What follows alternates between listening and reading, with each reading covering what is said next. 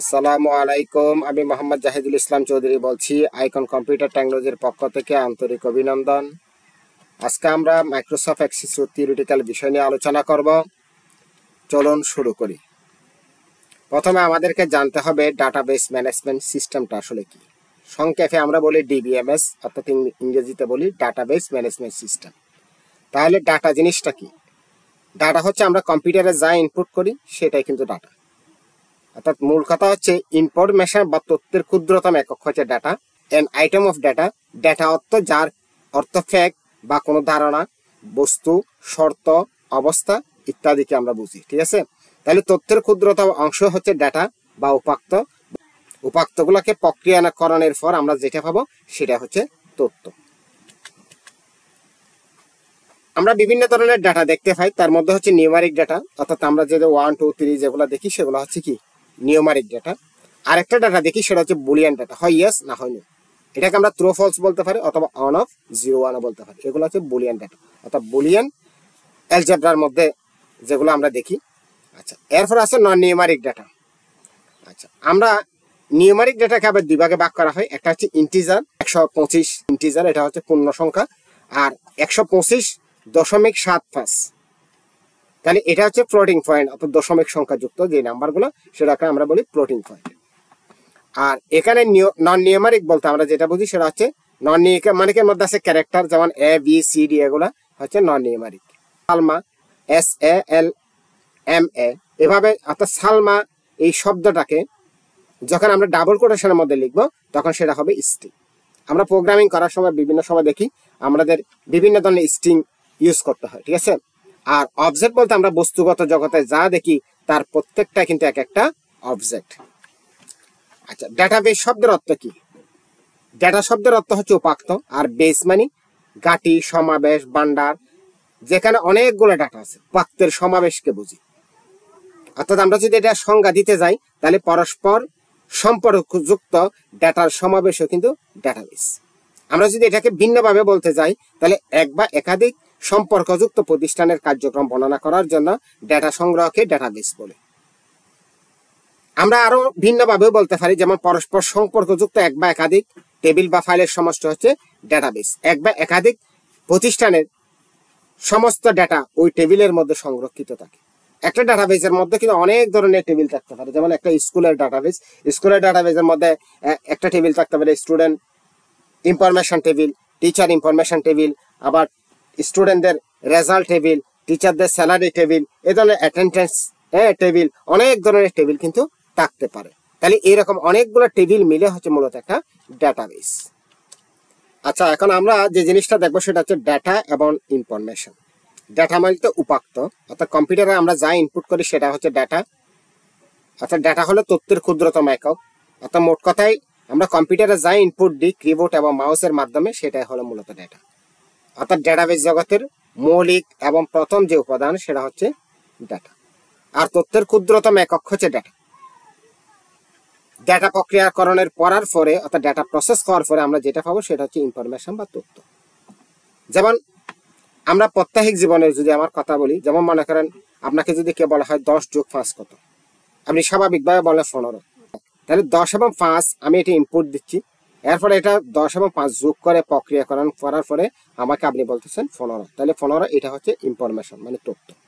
তাহলে আমরা কম্পিউটারে কিবোর্ড এবং মাউসের মাধ্যমে যেটা দিচ্ছি সেটা হচ্ছে ডাটা।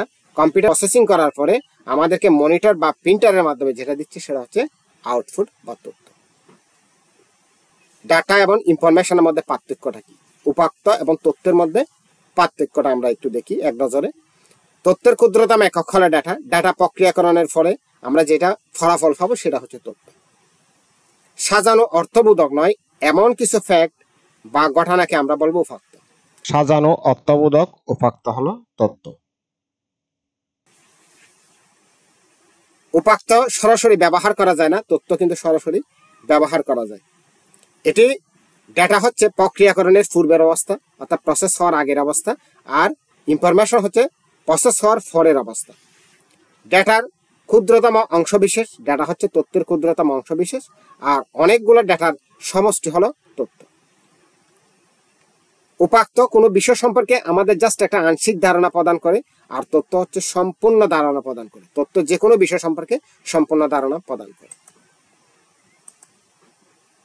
এবার আমরা ডেটাবেজের মধ্যে সবচেয়ে ডেটার পরে যে জিনিসটা সেটা হচ্ছে ফিল্ড। ফিল্ড হচ্ছে ডেটাবেজ জগতের অন্যতম একটা ভিত্তি এবং ক্ষুদ্রতম একটা ইউনিটে বলা যায়, যা ব্যবহারকারী একই জাতীয় ডাটাকে শনাক্ত করে।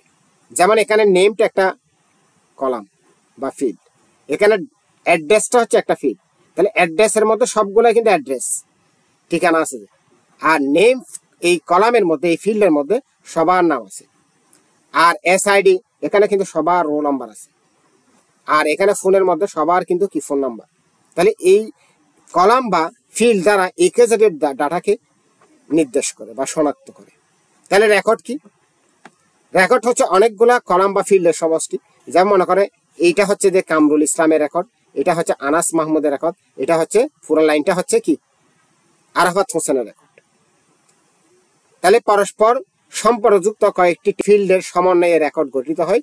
অর্থাৎ আমরা অনেকগুলা রেকর্ড মিলে, যেমন এটা হচ্ছে আনাস মাহমুদের রেকর্ড, এটা হচ্ছে আরাফাত হোসেনের রেকর্ড, এটা হচ্ছে জাভেদ চৌধুরীর রেকর্ড। তাহলে এরকম অনেকগুলা রেকর্ড মিলে হচ্ছে এই টেবিলটা। তাহলে পরস্পর সম্পর্কযুক্ত কয়েকটি রো বা রেকর্ডের সমষ্টি হচ্ছে টেবিল। তাহলে এরকম একটা ডাটাবেজের মধ্যে এরকম অনেকগুলো কিন্তু টেবিল থাকতে পারে। তাহলে মোট কথায় অনেকগুলো ডাটা মিলে হচ্ছে, মনে করেন এখানে এই যে উমর ফারুক এটা একটা ডাটা, তাহলে কামরুল ইসলাম এটা একটা ডাটা, ঢাকা এটা একটা ডাটা, চিটাং এটা একটা ডাটা, আর মোবাইল নাম্বারগুলো এগুলো প্রত্যেকটা এক একটা ডাটা, আর এখানে যে রোল নাম্বারগুলো আছে এগুলো প্রত্যেকটা একটা একটা ডাটা।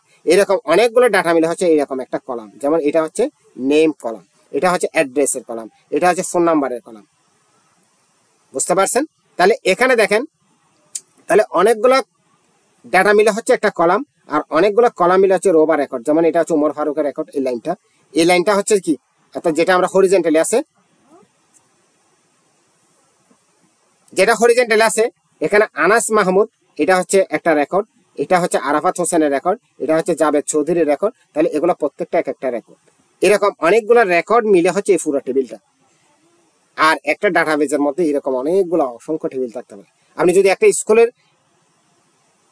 ডাটাবেস করেন, সেখানে স্টুডেন্টের জন্য একটা টেবিল হবে, স্টুডেন্ট রেজাল্টের জন্য একটা টেবিল হবে, স্টুডেন্টের অ্যাটেন্ডেন্সের জন্য একটা টেবিল হবে, তারপরে ঠিক টিচারের ইনফরমেশনের জন্য একটা টেবিল হবে, টিচারের স্যালারির জন্য একটা টেবিল হবে। এরকম অসংখ্য কিন্তু টেবিল থাকবে। তাহলে সব টেবিল মিলে হচ্ছে একটা মূলত ডাটাবেস। তাহলে চলুন এর পরবর্তী অর্থাৎ ডাটাবেস আমরা দুই ধরনের দেখি, একটা হচ্ছে জেনারেল ডাটাবেস, একটা হচ্ছে রিলেশনাল ডাটাবেস। জেনারেল ডাটাবেসের মধ্যে একটি টেবিলে অর্থাৎ পরস্পর সম্পর্কবিহীন একাধিক টেবিলের সাহায্যে গঠিত হয় ডাটাবেসকে আমরা সাধারণত ডাটাবেস বলা হয়। আর রিলেশনাল ডাটাবেস বলতে আমরা যেটা বুঝি সেটা হচ্ছে পরস্পর সম্পর্কযুক্ত একাধিক টেবিলের সাহায্যে গঠিত, অর্থাৎ ডাটাবেসকে আমরা রিলেশনাল ডাটাবেস বলি। অর্থাৎ পরস্পর সম্পর্কযুক্ত একাধিক টেবিলের সাহায্যে আমরা গঠিত যে ডাটাবেস সেটাকে আমরা বলি রিলেশনাল ডাটাবেস। আমাদের প্রত্যেক জীবনে মাইক্রোসফট অ্যাক্সেস অত্যন্ত গুরুত্বপূর্ণ। তথ্য প্রযুক্তির এই যুগে আমরা তথ্যকে সংগ্রহ করতে বা সংরক্ষণ করতে, তথ্য ভান্ডারকে সমৃদ্ধশালী করতে মাইক্রোসফট অ্যাক্সেস অত্যন্ত গুরুত্বপূর্ণ এবং উল্লেখযোগ্য একটি প্রোগ্রাম, যেখানে লক্ষ কোটি তথ্যর মানে যে কোনো একটা তথ্যকে আমরা খুব সহজে, খুব সুন্দরভাবে, নিখুঁতভাবে, খুব অল্প সময়ের মধ্যে আমরা খুঁজে বের করতে পারি, যেটা আমরা এক্সেল বা অন্য কোনো সফটওয়্যার দিয়ে মোটেই সম্ভব না। আমরা যারা এক্সেল করেছেন ইতিমধ্যে তারা দেখছেন আমরা এক্সেলের মধ্যে ফিল্টারিং করি। ফিল্টারিং করতে কিন্তু আসলে অত সহজে করা যায় না কাজটা, কিন্তু যেটা আমরা কোয়ারির মাধ্যমে খুব সহজে অ্যাক্সেসের মাধ্যমে করতে পারি। অনেকে আপনাদেরকে বলতে পারে যে এক্সেল শিখলে তো হয়ে যায়, অ্যাক্সেসের দরকারটা কি? আসলে এক একটা সফটওয়্যার বা প্রোগ্রামের এক একটা বিষয়ে কিন্তু পারদর্শী, এক একটা সফটওয়্যারের এক একটা কারিশমা কিন্তু এখানে আছে। সুতরাং আমরা একটা সফটওয়্যার দিয়ে সব কাজ করতে পারবো, কিন্তু এমনটা নয়। আমরা প্রত্যেকটা কাজের জন্য আমাদের প্রত্যেক জীবনে আমরা এক একটা সফটওয়্যার ব্যবহার করি।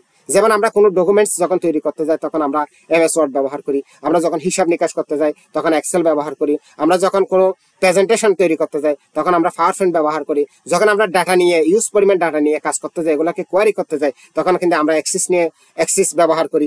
যখন আমরা ছবি নিয়ে কাজ করতে যাই তখন আমরা কিন্তু ফটোশপ ব্যবহার করি। যখন আমরা একটা ডিজাইন, একটা এই বইয়ের কভার পেজ বা এই ধরনের একটা লিফলেট ব্যানার পোস্টার করতে যাই তখন আমরা কিন্তু ইলাস্ট্রেটর ব্যবহার করি। আমরা যখন একটা ড্রয়িং করতে যাই তখন আমরা কিন্তু অটোক্যাড ব্যবহার করি। আমাদের প্রত্যেক জীবনে এক এক কাজে আমরা এক এক সফটওয়্যার ব্যবহার করি। তো যাই হোক, আপনারা নিশ্চয়ই বুঝতে পারছেন এক্সিসটা কিন্তু আমাদের বর্তমান সময়ের মধ্যে ডাটাবেস জগতে অনেক গুরুত্বপূর্ণ একটা সফটওয়্যার। আর দিন দিন বিশ্বব্যাপী এই ডাটাবেস প্রোগ্রামারদের চাহিদা কিন্তু বেড়েই চলছে। এখন বর্তমানে একটি গুরুত্বপূর্ণ হট টপিকস হচ্ছে ডাটা সায়েন্টিস্ট। ঠিক আছে, এগুলো আমরা পরবর্তীতে এগুলো নিয়ে কথা বলবো। আমরা যখন গুগলে সার্চ করব ডাটাবেস সফটওয়্যার লিস্ট লিখে এরকম একটা লিস্ট কিন্তু চলে আসবে।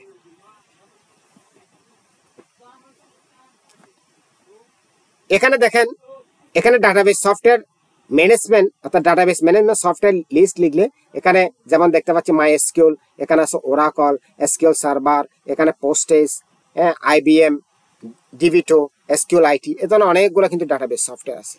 তা আমরা বড় ধরনের ডাটাবেস নিয়ে যখন কাজ করতে যাই এই সফটওয়্যারগুলো আমাদের কিন্তু ব্যবহার করতে হয়। তখন আমরা অ্যাক্সেস দিয়ে হয়তো পারি না এই কাজগুলো। অ্যাক্সেসের কিছু লিমিটেশন আছে, অনেক সীমাবদ্ধতা আছে।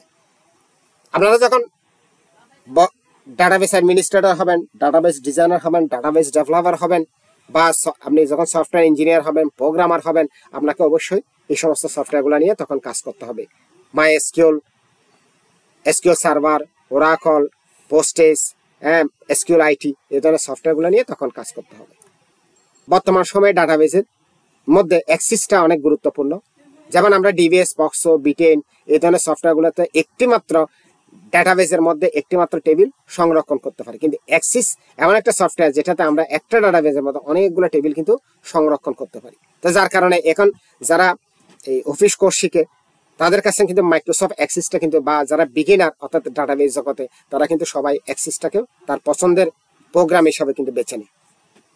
তো যাই হোক, আমরা মাইক্রোসফট অ্যাক্সেসের অনেক বিশেষত্ব নিয়ে এখানে আলোচনা করতেছি। সেটা হচ্ছে যে অর্থাৎ আমরা একটা ডাটাবেসের মধ্যে অনেকগুলা টেবিল সংরক্ষণ করতে পারি। ডাটাবেসের অভ্যন্তরে আমরা বিভিন্ন সম্পর্কের রিলেশনশিপ তৈরি করতে পারি। ডাটাবেসের মধ্যে তথ্যগুলো আদান প্রদান করতে পারি, এগুলো শেয়ার করতে পারি, এবং ডাটাবেসের অভ্যন্তরীণ রিলেশনশিপ তৈরি করতে পারি। আমরা অনেক ধরনের কাজ করতে পারি। এই জন্য ডাটাবেসের মাইক্রোসফট অ্যাক্সেসের ডাটাবেসের গুরুত্বটা কিন্তু অনেক। তো যাই হোক, এরপরে ডাটাবেস প্যাকেজ প্রোগ্রামের নিম্নলিখিত সুবিধাগুলো আমরা দেখি। যেমন প্রয়োজন অনুযায়ী ডাটাবেস তৈরি করতে পারি, নতুন নতুন ডাটা ডাটাবেসের মধ্যে অ্যাড করতে পারি। এছাড়া ভুল ডাটা হলে সংশোধন করতে পারি এবং অপ্রয়োজনীয় ডাটা বা রেকর্ড বাদ দিতে পারি। নির্দিষ্ট রেকর্ড বা কোয়ারি বা অনুসন্ধান, যেটাকে আমরা তল্লাশি বলি, তল্লাশি করতে পারি। আমরা অ্যাসেন্ডিং এবং ডিসেন্ডিং আকারে সাজাইতে পারি। আবার কোনো ডাটাবেসের মধ্যে আমরা কিন্তু ডাটা এডিটিং করতে পারি। অ্যাসেন্ডিং ডিসেন্ডিং বলতে আমরা যেটা বুঝি সেটা হচ্ছে অর্থাৎ ছোট থেকে বড়, বড় থেকে ছোট আকারে সাজাইতে পারি খুব সহজে। এগুলো আপনারা প্র্যাকটিক্যালি কাজ করলে তখন দেখবেন। ডাটাবেসের মধ্যে ডাটা আপডেটিং বা হালনাগাদ করতে পারি। এরপরে ডাটা এন্ট্রি করার জন্য কাস্টমাইজ ফর্ম তৈরি করতে পারি। ডাটাবেসের ডাটাগুলোকে খুব সারাংশ, খুব সুন্দরভাবে আমরা প্রেজেন্টেশন আকারে অর্থাৎ রিপোর্ট আকারে প্রিন্ট করতে পারি এবং ডাটাগুলো সংরক্ষণ করতে পারি। ডাটার নিরাপত্তা বিধান নিশ্চিত করতে পারি। ডাটাবেস কাঠামোটা আমরা একটু যদি দেখেন এখানে আমরা একটা ডাটাবেসের মধ্যে কিন্তু অনেকগুলো টেবিল থাকে, আর একটা টেবিলের মধ্যে অনেকগুলো রো বা রেকর্ড থাকে। একটা রো বা রেকর্ডের মধ্যে অনেকগুলো কলাম থাকে, আর একটা কলামের মধ্যে অনেকগুলো ডাটা থাকে। তাহলে আমি যদি এটা উপর থেকে বলতে যাই এভাবে, আর নিচ থেকে যদি বলতে যাই, তাহলে অনেকগুলো ডাটা মিলে হচ্ছে একটা কলাম বা ফিল্ড, আর অনেকগুলো কলাম বা ফিল্ড মিলে হচ্ছে রো বা রেকর্ড, আর অনেকগুলো রো বা রেকর্ড মিলে হচ্ছে একটা টেবিল, আর অনেকগুলো টেবিল মিলে হচ্ছে একটা ডাটাবেস। এভাবে আমরা ডাটাবেসের বিন্যাসটা বলতে পারি। তাহলে নিশ্চয় বুঝতে পারছেন অর্থাৎ ডাটাবেস থেকে ডাটাটা কিভাবে আসে।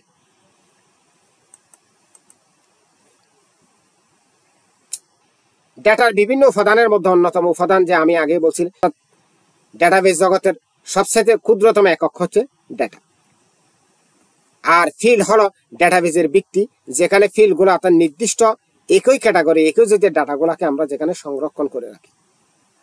আর রেকর্ড হচ্ছে পরস্পর সম্পর্কযুক্ত কয়েকটি ফিল্ড নিয়ে গঠিত হয় একটি রেকর্ড।